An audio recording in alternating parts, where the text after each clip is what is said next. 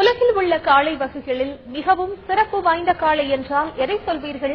நிச்சயமாக அது நம்ம ஊர் நாட்டு காளைகள் தான். ஏன், எப்படி என்பதை விவரிக்கிறது இந்த சிறப்பு செய்தி தொகுப்பு.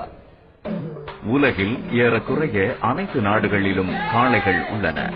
ஆனால் கம்பீரத்திற்கு பேர் போன காளைகள் தான் நம் நாட்டு காளைகள். இதற்கு காரணம் நம் காளைகளின் கழுத்தின் மேல் பகுதியில் உள்ள சதை புடைத்து நிற்கும் திமில் பகுதி. நம்ம ஊர் காளைகள் நடக்கும்போது அதன் அழகே அழகுதான்.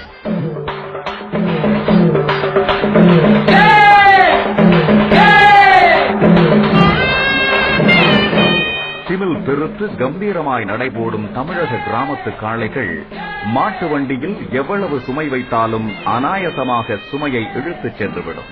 உலகில் எருது விடும் போட்டி மற்றும் காளை அடக்கும் போட்டிக்கு பெயர் போன ஸ்பெயினிலும் கூட நம்முடைய தமிழ்நாட்டு காளைகள் போன்று கம்பீரமான காளைகள் கிடையாது. அவைகளுக்கு திமில் என்பதே இல்லை. கலப்பினத்தை தவிர பிற நாட்டு பூர்வீக காளைகளுக்கு அழகிய திமில் என்பது அறவே இல்லை. திமில் என்ற பெயரை கூட நம் தமிழர்கள் சரியாகத்தான் வைத்துள்ளார்கள் போலும். திமிரிக் கொண்டு எழுந்தான் என்ற சொல்லாட்சியை நாம் கவனித்தால் அனைத்து ஆற்றலையும் திரட்டுதல் என பொருள்படுவதை உணரலாம். ஏறு போல் வீறு நடை போடும் காளைகளின் திமில்கள் இதன் காரணமாகவே இந்த பெயர் பெற்றது என நாம் அவதானிக்கலாம். விலங்குகளில் தமிழக காளைகள் ராஜகம்பீர தோற்றம் உடையவை என்பதை ஜல்லிக்கட்டு மைதானங்களில் துள்ளி பாய்ந்து சீரும் காளைகளை நாம் காணும்போது இதை உணரலாம்.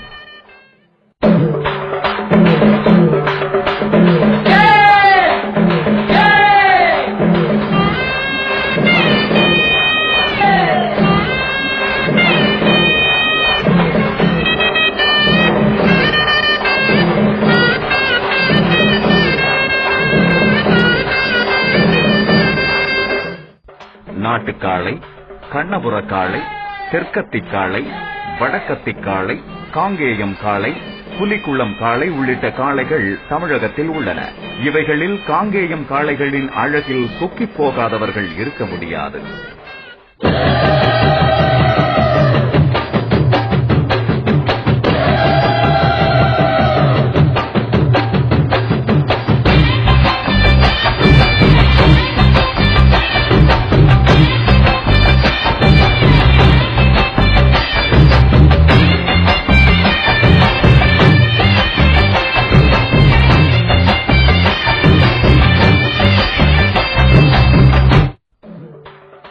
காங்கேயம் காளைகள் கொங்கமாடு என்று தமிழிலும் கங்கமாடு என்று கன்னடத்திலும் கிமு 1ஆம் நூற்றாண்டிலிருந்தே புழக்கத்தில் இருந்து வந்துள்ளது என்பதை வரலாறு கூறுகிறது.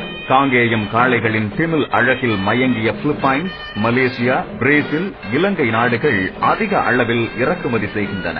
இத்தகைய சிறப்பை தாங்கி நிற்கும் நம்ம ஊர் காளைகளை பாதுகாப்பது நமது கடமைதானே. ஜல்லிக்கட்டு இன்று நேற்று தொடங்கியது அல்ல என்பதை துள்ளி திரியும் காளைகளை துணிந்து அடக்கும் இளைஞர்களை பற்றி கலித்தொகையில் கொல்லேறு தழுவல் என்ற பாடல் பறைசாற்றுகிறது.